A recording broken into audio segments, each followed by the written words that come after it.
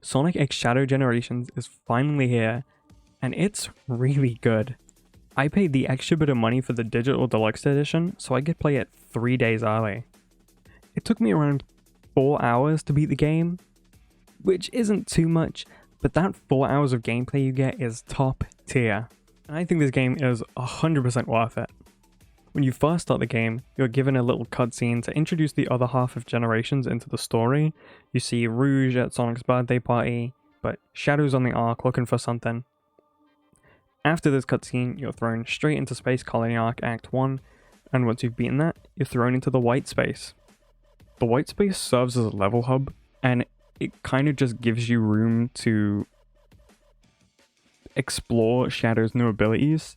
It's kind of like Frontiers. It's a big open zone with platforming spread around. And I think it works pretty well. As you progress over the game, you slowly get to reach new parts of it and explore more. As well as this, there are 2 collectathons. One being Orbot and Cubot's little... It's like a rocket ship they have to build, and it's just pieces spread around. And then the other being small boxes that give you collectibles, being music, concept art, and bits of Shadow stories from other games. I think it's pretty cool. It gives you incentive to actually explore the white space. The new abilities Shadow gains in this game are all 4 Doom abilities: Doom Spear, Doom Morph, Doom Surf, and Doom Wings, and then Chaos Control. Most of these are pretty niche. They show up in levels every now and again. As you slowly go on and unlock more, they show up more. And it's not too crazy, I wouldn't say. It's definitely something new, and it's nice and refreshing to have something new in the gameplay. It makes Shadow seem more like his own kind of character than just Sonic 2.0, which is really cool.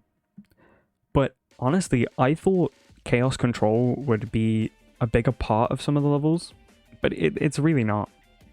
You could use it in bosses to get some cutscenes. There's some parts of levels where you need to use it, but apart from that, it's only really there to save yourself some time, or there's an occasional like pathway you can take, which usually at the end of the day just saves you more time. I can't lie, I don't know what else I expected from Chaos Control, but I'm not disappointed with it either. It's definitely a cool mechanic, but its main purpose I used it for really was to save a bit of time to get an S rank, which just isn't needed because the S ranks in this game are really, really easy. I think it's pretty similar in normal generations. I think those S ranks are also really easy.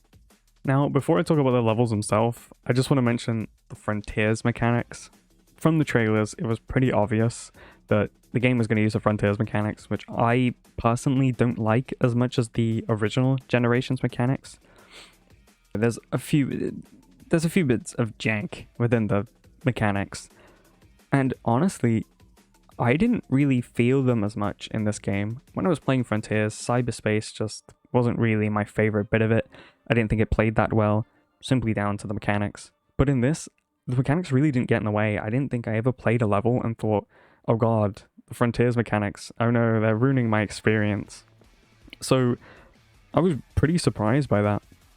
Onto the levels themselves, I think all the levels are pretty consistently good. Obviously, I have my favorites and my least favorites, but even the ones I don't like that much, I would still call good levels. All of the levels are remakes of old levels, apart from Chaos Island, and from what I've played, they're pretty faithful, except now they incorporate the Doom powers and Chaos Control, which I think they do really, really well, like in Kingdom Valley, how the water sections are made up with the Doom stuff, and it kind of brings a whole new experience to these older levels. On top of this, the gameplay style itself feels like something completely new. It's not quite exactly the same as the boost formula we saw in Generations, and it's not exactly the same as Adventure. There's a lot more platforming and hidden routes than we had in Generations, and the levels themselves actually just feel more open. As well as this, I think the levels in Shadow Gens have 2 main factors that Sonic games need, and that's the levels being replayable and the levels just being consistently good. You never really hit a point where one of the levels is just a really big stinker compared to the others, which is all a Sonic game really needs. Because let's be real, Sega isn't going to dump out like 10 hours of unique Sonic levels. It just wouldn't happen. So they need to be replayable and good, so you want to play them and you're not just left at that 3 or 4 hour end of story kind of mark. Now, being completely real, the levels weren't really what caught my interest when I saw the Shadow Gens trailer. I was more interested in the visuals this game had to offer, and they 100% pulled through. This game is probably one of the best looking games in the series. It's so clear that they understood how people felt about Frontier's visuals and like its bosses and stuff, and they just stuck with that and just put it throughout the entire game. They also must have listened to people's feedback on Frontier's cutscenes, because the cutscenes in Shadow Gens are so much better. They convey emotion, the camera work in them is crazy, and they just look great. Talking about cutscenes, there's also like in-level cutscenes that kind of intercept gameplay and transition you through into like Doom's Eye. He builds like a radical highway, I think, just around you. And it's really clean, the transition in and out of those. It's super cool. Now, real quick, back to the camera work I mentioned being good in the cutscenes. It's also really good in the level. You don't really notice it, but small little auto sections or zoom ins and just in general, the camera work in the levels is really, really well done. Onto the bosses. Shadow Generations bosses are pretty simple in terms of gameplay. They're your bog standard Sonic boss. The boss does a move, you dodge it or counter it, and then it's just back and forth until you beat the boss.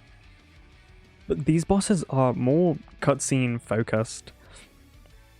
They kind of feel more like watching a little movie instead of a boss fight, which I think is pretty cool.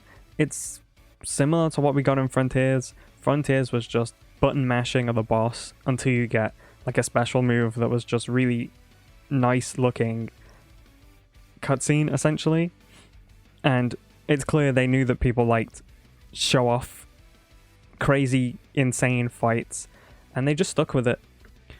One thing I really appreciate about the Shadow Gens bosses is that in a couple of them there are extra cutscenes you can get by using Chaos Control in different parts of the boss, and it kind of makes you want to play the other bosses again to see if you can find any new cutscenes, and who knows, I might have missed some, and there might be some that I haven't seen yet.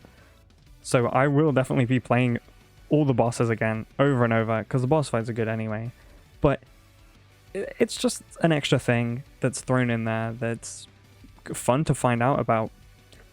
It's really nice to see these older levels and bosses reimagined and remade in way better graphics and given like new voice lines and more lore. Finally, I just want to talk about the soundtrack and the story. The soundtrack is pretty simple. It's mostly made up of remixes of older songs, but we did get a couple of new songs for it, like the soundtrack for Chaos Island. That soundtrack got a bit of a negative rep. I saw a lot of hate for it. I saw a lot of love for it. I thought it was fire because I knew it was going to fit the level from what we saw, and I think I'm right. Playing through the level, it feels like it fits, so I like it. Now, last but not least, the story. The story brings back some older characters, being Maria, Gerald Robotnik, Black Doom, and Doom's Eye, and I think it's really sweet to see Shadow with Maria. It's like a bond we never got to see too much, and it's a key part of Shadow's story, so it's nice to see that expanded on and given more spotlight. And not just that, the story itself is just great. It's really well written.